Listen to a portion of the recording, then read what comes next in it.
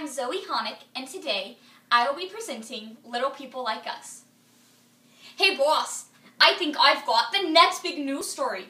Last night down in South Park, that town near Merriam, Kansas, a huge meeting was held at the gymnasium of the new elementary school, where a Jewish lady named Esther Brown was being harassed for trying to integrate the South Park school district.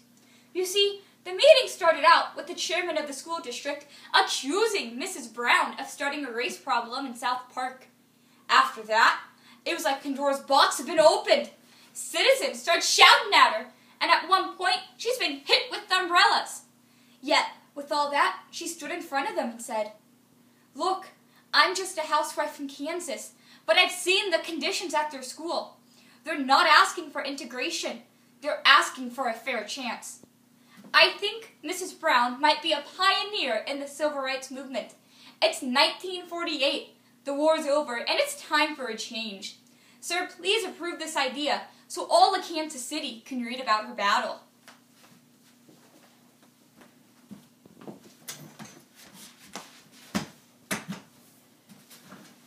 Why, I've never been interviewed before.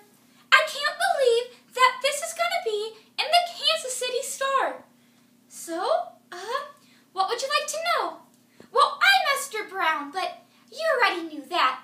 I guess this all started back last September of 1947 when my maid Helen informed me about a $90,000 investment to build a new elementary school in South Park.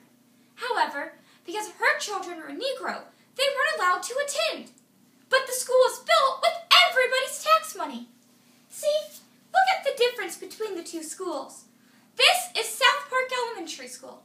This 8-room school has 8 full-time teachers and 2 part-time teachers. There's a cafeteria, new playground equipment, and indoor plumbing. Now this is Walker Elementary School. This 2-room school was built in 1888 and has hardly seen any renovation since then. With 44 children crammed into 2 small rooms, it is impossible for them to get a proper education. And look at this. There's no indoor plumbing.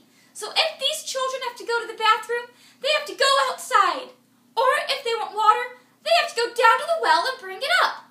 Originally, I was not fighting for integration in South Park, but instead for these children to get an equal education and an equal facility. But you know what the school board said about that?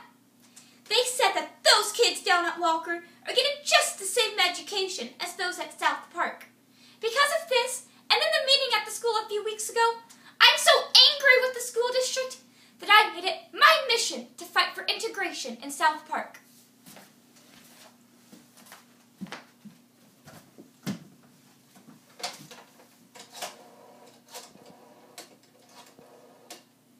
Hello? Mr. Baker? Hi, this is Mrs. Brown. I'm calling you today to see if you'd be interested in donating money to help support a homeschool program for children who are no longer in the local public schools. Why, yes, sir, but please don't hang up. Please, just listen before you make up your mind. Last September, the city of South Park built a new elementary school, but only the white students could attend. When the Negro families found out, they too asked for an equal facility with an equal education. After being denied, they are now taking a stand against the school system by boycotting Walker Elementary. Now, since I did help start this boycott, I've taken it upon myself to raise money for this program. That's why, over the past few months, I've been writing letters and making phone calls asking for any donations that might help. You see, sir, this program can only survive with the generous help of our donors. Well, now that you've asked, we are taking action against the school board. Right now, we have filed Webb versus School District number 90, and I have so much faith that when it makes it to the Kansas Supreme Court, it will win, and segregation will be a thing of its past. But until this makes it to the Kansas Supreme Court, this case can only stay alive with the generous help of our donors. Why, thank you, sir. This $25 is going to help out so much. It is now January of 1949, and not all South Park citizens are happy with what's going on in their city.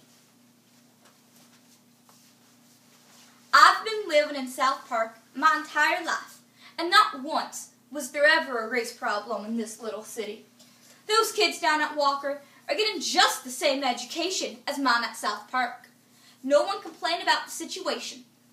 But then, Esther Brown came down here and stirred up some unnecessary conflict. She convinced those 4-to-4 families that their children weren't getting a proper education, and she's led them in a movement against the school district. Now, I've heard that some people aren't too happy about what Mrs. Brown's doing. I heard that she's been getting death threats for the past week, and someone even burned a cross in her yard. That silly woman, though, isn't getting the idea. Who does Esther Brown think she is? She's creating trouble where trouble doesn't exist. It is now April of 1949, and Webb versus School District Number 90 has finally arrived at the Kansas Supreme Court. Yes, Judge, I, Corinthian Nutter, understand that I am under oath right now and will only tell the truth. I've been working at Walker Elementary for the past decade, and not once have I ever seen any renovations done to this school. When Esther Brown asked the school board to give us just one more teacher, they refused. When we asked for simple renovations, they refused. When we demanded for integration, they refused. These children aren't being given a proper education because they're the wrong race? Well, this violates the 14th Amendment. As our lawyer, Elijah Scott, previously stated, the city of South Park is violating the 14th Amendment by not allowing their students to get a proper education. You see, the 14th Amendment clearly states that it is illegal to deny a person of life, liberty, or property. Because these children do not have the liberty to get a proper education, their 14th Amendment is being violated. Schools should not be about the color. They should be about the students.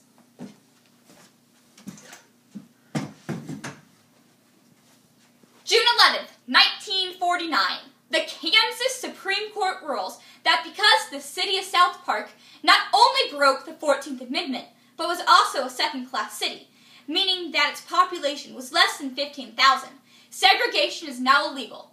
The city of South Park had to integrate. The year is now 2013. Settle down, class, settle down. Now today, we have a very important lesson ahead of us. Now for homework last night, I gave you all a handout on the Webb versus School District Number 90 case. Now can somebody tell me why this little case has such a tremendous impact on the nation? Anyone? Yes, you, Kyle. Well, I guess you could say it was a turning point for the city of South Park, because now the African American children and the white children got an equal education. But let's think in bigger terms, shall we? Well, class, the reason that this case has such a tremendous impact on our nation is because it was among the very first cases to deal with integration in the public school system. You see, once the city of South Park had to integrate, it showed that America was ready for a change. Not only that, but many other integration cases even used Webb versus School District Number 90 as their example. Among the most famous of these was the Brown versus Board of Education, where Oliver Brown and 5 other families sued the Topeka School District, and this eventually led to integration in the public school systems across America.